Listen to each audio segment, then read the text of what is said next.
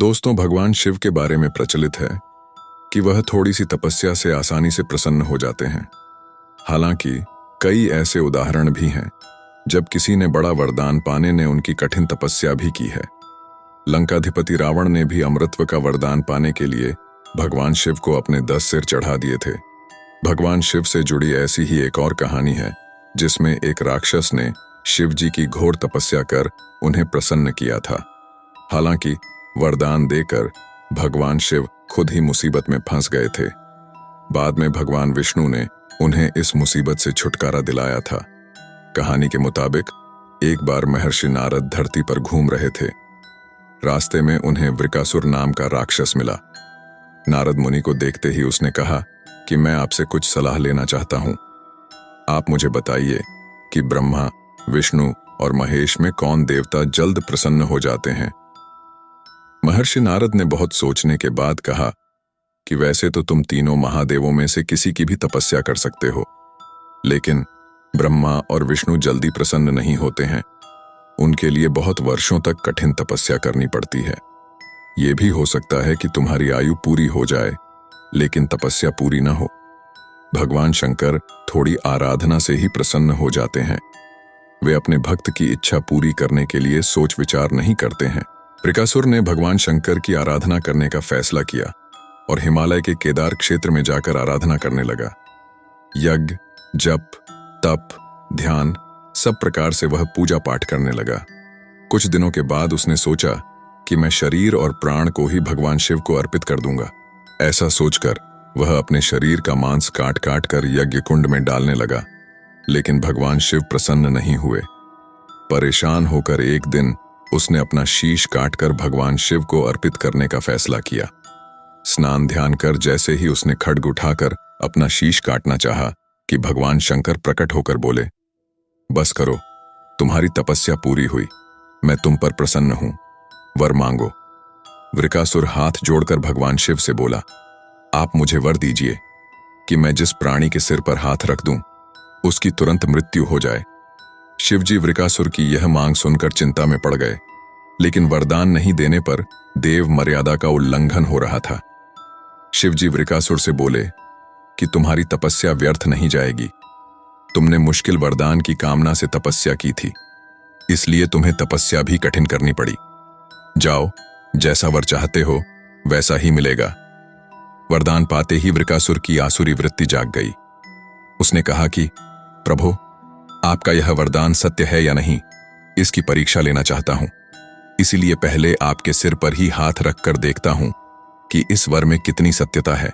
भगवान शंकर ने सोचा कि यह राक्षस कुछ नहीं सुनेगा। जब वृकासुर शिवजी के सिर पर हाथ रखने के लिए आगे बढ़ा तो वह वहां से भागने लगे।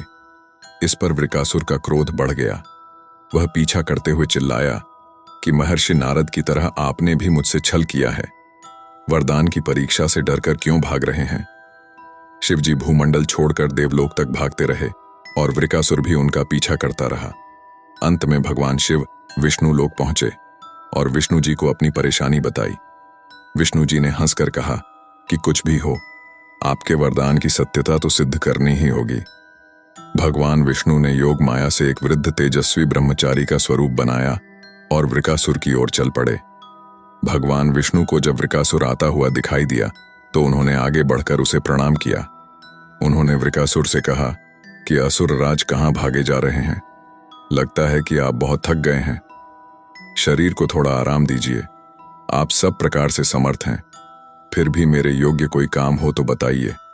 अक्सर लोग अपने मित्रों और सहायकों से ही अपने काम पूरा करा लेते हैं। एक तेजस्वी ब्रह्मचारी की बातें सुनकर वृकासुर ने शिवजी के वरदान और उसकी परीक्षा की बात बताई। इस पर ब्रह्मचारी हंसा और कहा कि तुम किसके वरदान की परीक्षा लेना चाहते हो। शिवजी का तो अपना कोई घर ही नहीं है। वह खुद भूतों प्रेतों के साथ घूमते रहते हैं। वह भला किसी को क्या वर देंगे। वर देने वाले तो ब्रह्मा और विष्णु ही हैं। विष्णु जी ने वृकासुर से कहा कि तुम्हें वरदानी होना था तो ब्रह्मा या विष्णु की आराधना करनी चाहिए थी। शिवजी के पीछे बेकार दौड़ रहे हो। वरदान देने वाला तो खुद इतना शक्तिशाली होता है कि उसके वरदान का असर खुद उस पर नहीं हो सकता है।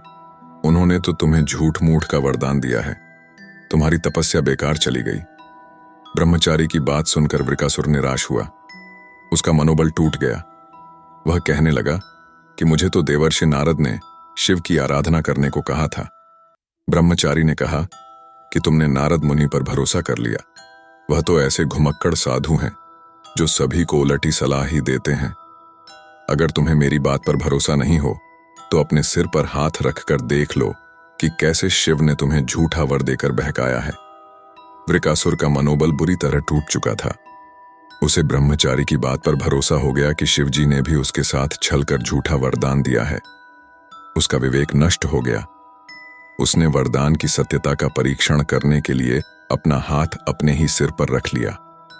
सिर पर हाथ रखते ही भयंकर अग्निपुंज प्रकट हुआ और वृकासुर उसमें भस्म हो गया। भगवान शिव, विष्णु जी और वृकासुर की इस कहानी में जीवन का अहम सार छुपा है। कहानी सीख देती है कि बिना सोचे विचारे किसी को कुछ देना और पाने वाले का कृतज्ञ होकर दाता को ही संकट में डालने का ऐसा ही नतीजा होता है। कृतज्ञता के उन्माद में बुद्धि विवेक नष्ट हो जाता है और उपलब्धि ही विनाश का कारण बन जाती है।